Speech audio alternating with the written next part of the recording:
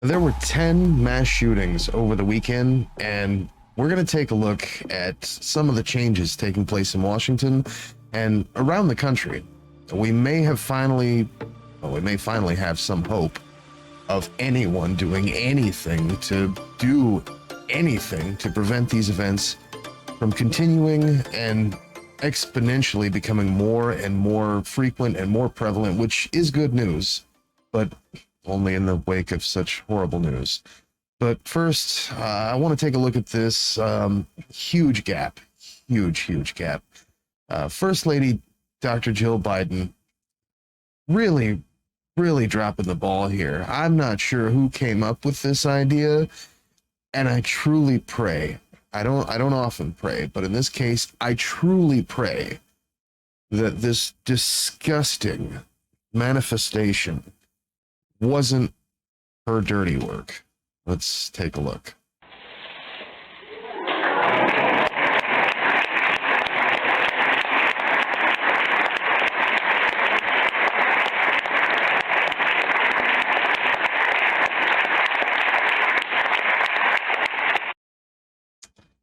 Yeah, about that. First Lady Nancy Reagan served the American people with grace. She understood that the role of First Lady came with inherent pitfalls and scrutiny. Yet she found the humanity in it all. She knew the potential of this role. She traveled the country listening to American stories and just brought them home to her husband. I am just so pissed off about this. On a personal level, look, First Lady Nancy Reagan served the American people with warrants and turned their children into little narcs who would then turn their parents into felons. She was a disgusting human being, and the only thing needed to commemorate her time in the White House and her legacy in general is a huge pile of burning tires, something so great and so vast and so disgusting to choke the American people and terrorize them for the rest of their lives, which is exactly what her legacy did. Her pet project, Just Say No, is still a cancer on this country. American families are still being torn apart because of people like her. Just last week, I showed officers, much too close for my comfort, in Missouri, assaulting and arresting a bystander on whose property they were allegedly trespassing as a result of their arrest of another individual for allegedly selling legumes, fucking plants. I mean, you can just hear Joe Biden's poll numbers just screaming on the way down, you know, because of this. I just find it just as disgusting and as terrifying as this project by First Lady Jill Biden, Dr. Jill Biden. I can't even. One Twitter user wrote, I hope this stamp is only used to mail drugs, and I'm not mad about that. Speaking of Twitter users, one user commented, remember last year when DeSantis was caught letting 1 million Abbott Labs at-home COVID tests expire as Floridians were struggling to find test sites? Abbott Labs came to his rescue, saying they were good for another year. More quid pro quo, and after hearing this, I'll let you decide. You know, we've seen different supply chain issues that have been chronic, it seems like. We're now seeing this massive problem with the baby formula over the last few months, and they shut down Abbott's plant. I don't even think Abbott did anything wrong, and they were really slow to bring that to a conclusion. Now I think the plant's going back, but it's been a total disaster with that. It's been very difficult for a lot of mothers to be able to get the infant formula that they need. You know, Well, it's been difficult, all right. Quid pro quo, you say? You know, after hearing that, I can't disagree. I mean, 2 dead babies already, and just months and months of struggle. The party of pro-fetus is still pro-dead babies and children, clearly. But speaking of dead children, Joe Manchin is strategically allying with Democrats on bills that would require or that would otherwise get a filibuster block, and certainly against Democrat bills where party members, all party members would be needed. He's a sneaky guy. Let's take a look at what he said about raising the minimum age of gun purchases on CNN. Let's take a look. We know we can do something that would have prevented this, raising the age, making sure that the age at least gives us a chance to work with that person, see and evaluate and have a little maturity to them. And the second thing is that we know that the red flag laws do work as long as there's due process. So you think raising the age from 18 to 21 for all gun purchases? Well, it's where it is everything except for rifles and long guns right now, or if it's just for these high capacity weapons. Whatever they want to do, I'm open to doing something that makes sense. Why do you think people even need an AR-15? Do people need one? I mean, you have to ask the people that do. I never thought I had a need for that type of a high capacity automatic weapon. And I like to shoot. I like to go out and hunt. I like to go out sports shooting. I do all that. But I've never felt I needed something of that magnitude. Neat. And so apparently his best friend, Pat Toomey, Senator Pat Toomey, appeared on Fox News, gave a startling response. Perhaps some of them are finally able to see reason. If you expanded your criminal background checks, Sandy Hook could have still happened. If you expand criminal background checks, Bill, what happened in Uvalde, Texas could still have happened. Yeah. Hey, Bill, let me just, I'm sorry to interrupt, but let me be very clear. There's no panacea here. There is no one thing that will prevent mass killings. All we can hope for, in my view, is on the margins, make it more difficult for someone who's dangerously mentally ill or someone who's a violent criminal to buy a firearm, and hope that there's some kind of intervention in the meantime. A determined criminal is going to be able to eventually get a gun. I understand that, but that doesn't mean there's nothing we can do to make it harder for that person to get a gun. If you I mean, and that's a very good point. But still, the Republican talking point of do everything we can, jump through every hoop we possibly can, to infringe on the rights and liberties of everyone we can, and just blow the budget to hell, all for the sake of doing anything to not affect anyone to be able to buy a gun. We're gonna ruin schools by staffing by arming teachers. We're gonna put military in schools. We're gonna arm the kids. We're gonna give them flak jackets and bulletproof vests, and just spend and do and we've got the metal detectors now. They're gonna everything we can to infringe on everyone's constitutional freedoms, as it were, except for that special one, that super special one. What was this? CBS News reported that he would consider background checks, and is currently in discussion with other Republicans in Washington on what to do next. CBS reports. Let me see if I can pull this up. This is still a moving target, if you will. Toomey says we're still in discussions, and we're still trying to figure out exactly what mechanism is going to enable us to get the votes that we would need. So I can't be precise that it hasn't been finally resolved, Toomey said in an interview with Face the Nation, but something in the space of expanding background checks, I think, is very well at certain is on the table, and I hope it'll be part of the final package. And last but not least here, let me see if I can find it. I think encouraging states to have some kind of red flag laws could make sense as long as they're adequate, as long as there's adequate due process. I think that there are school safety provisions there, so mental health issues we could address. So there are things we could do that would be constructive, that are consistent with Republican values, and I'm hoping we get there.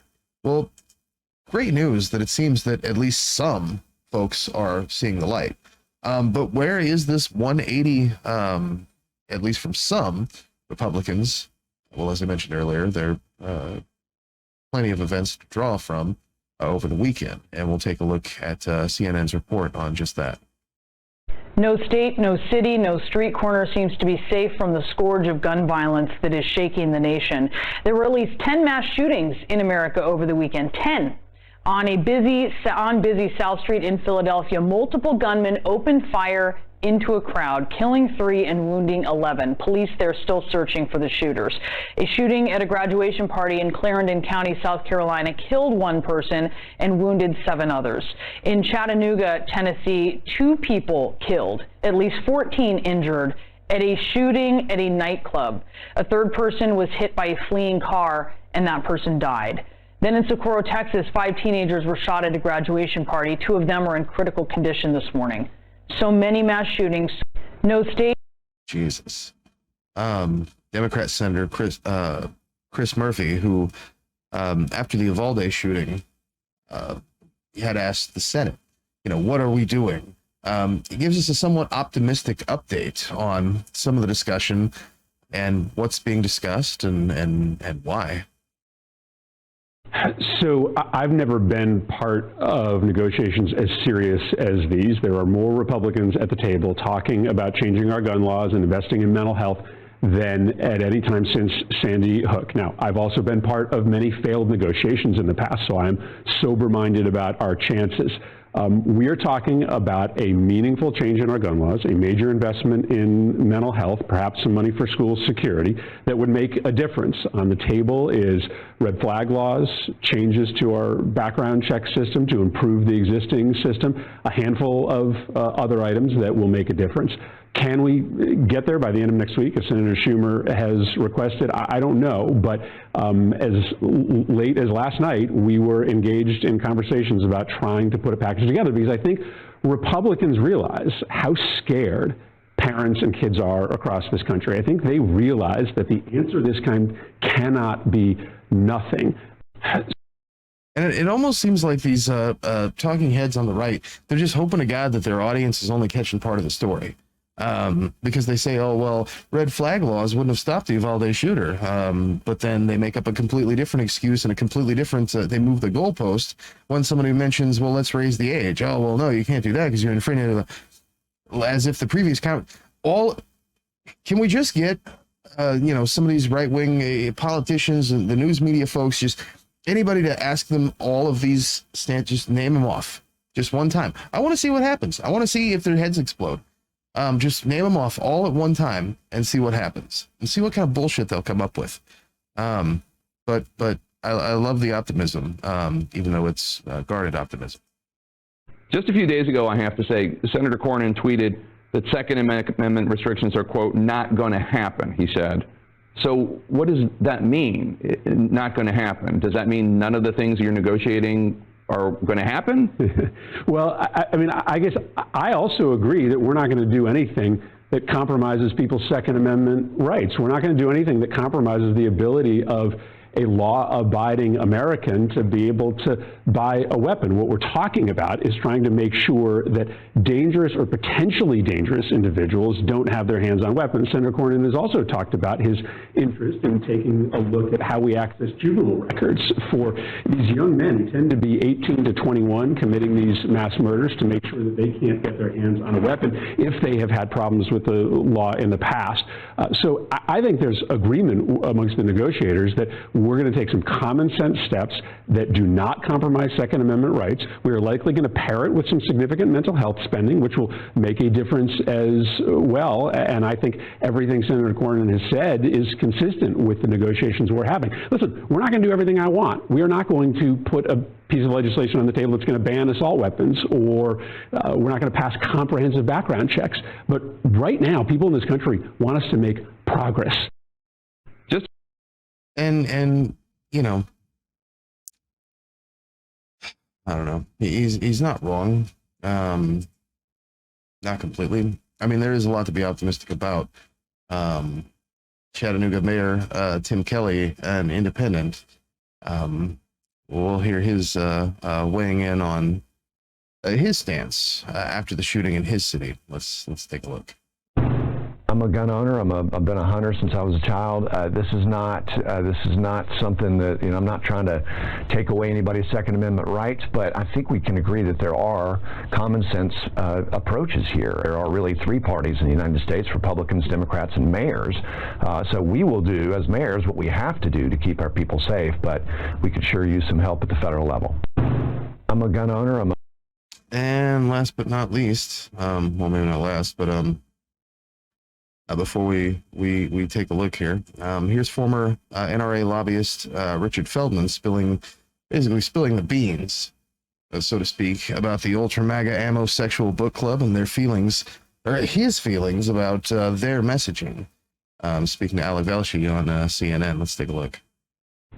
Well, I'm always taken aback when we discuss this issue because gun owners and non-gun owners alike agree that people like the shooter in Buffalo or Uvalde shouldn't get guns, period. Sometimes I wonder, what are we fighting about? There are things we could do now that would have... Reflective of the whole COVID situation, it very much felt like the Republican Party was pro-COVID. Seems like they're also pro-mass shooting. It's kind of a good point. Made it impossible for the shooters to have obtained the guns they in fact did get. First thing is raise the age for buying a long gun from 18 to 21 under federal law. It's 21 for handguns, but 18 for rifles and shotguns. That's number one. Had we done that, the shooters couldn't have obtained the guns they in fact did use. And, that's a good point. Why is it 21 for handguns? Why is that? Around what era and what was happening and what was being discussed in, well, the media around the same time that handguns were... Yeah, don't look at me. You Google it. You figure it out. Too little too late for former NRA lobbyist Richard Feldman, and only once the blood is already on their hands do they speak out, of course. But then there's always this crowd. None of these attacks, by the way, that I just described have anything to do with guns. There's an issue with illegal guns, yes, but these are people who are being harmed with hands, with hammers, with knives, and unfortunately people are just not, in government, Democrats, they don't want to talk about any of these other crimes. I know, it's sickening. Hopefully they're going to get a message in the midterms. It's sickening, all right. That's for sure. Representative Lee Zeldin weighing in on the dangers of hammers. Perhaps we should consider a ban on large clips for hammers. I mean, what's sickening, and it's embarrassing that it even needs to be said, that a person can kill more people faster with a semi-automatic weapon than they can with a hammer. I mean, what a disgustingly stupid and embarrassing talking point from Lee Zeldin, whose district is surely ashamed of his remarks about hammers, but not likely. And we'll end with this. Senator Rick Drug Test, the hungry Scott, tries to deflect his decades-long attack on the poor by calling President Joe Biden a rich kid. Meanwhile, he's wanting to get Social Security so he can dole out tax breaks to his, best friends, the wealthiest Americans, likely all up in his Rolodex, and himself is an astounding net worth of around $200 million. About this, Biden's a rich kid that is basically his entire life has been paid for with your tax dollars, has no idea how to deal with inflation, has no plan to deal with inflation. All he does is blame everybody else, including Putin, for his inflation. Well, here's what about this. Biden's a rich kid that is basically... So, look, $200 million. I guess that's the power of pulling yourself up by your bootstraps. I mean, give me a break, guy. Look, that's all we've got for today, but I want to thank you so much for tuning in. And if you like what you see here and you want to make Cash Coffee and Chaos even better, head on over to patreon.com/chainsawccc. consider just dropping us a $3 tip. You can support independent media for, from right here in the Ozarks. If you hate the show, consider funding to make it even better also. I mean, hey, that's a good idea, right? You can support the littlest guy you know for less than half the cost of a load of tea per month. I mean, that's pretty cool if you ask me. But don't forget to subscribe to the YouTube channel. Obviously, the algorithm hates me, so I'm counting on you to, do what you do. Of course, follow me on Twitter at ChainsawCCC, and we'll catch you on the Flippity Fling Flong. We do this show 5 days a week. If you're just now tuning in, just fresh to the show, we do this show 5 days a week. But yeah, we'll see you there.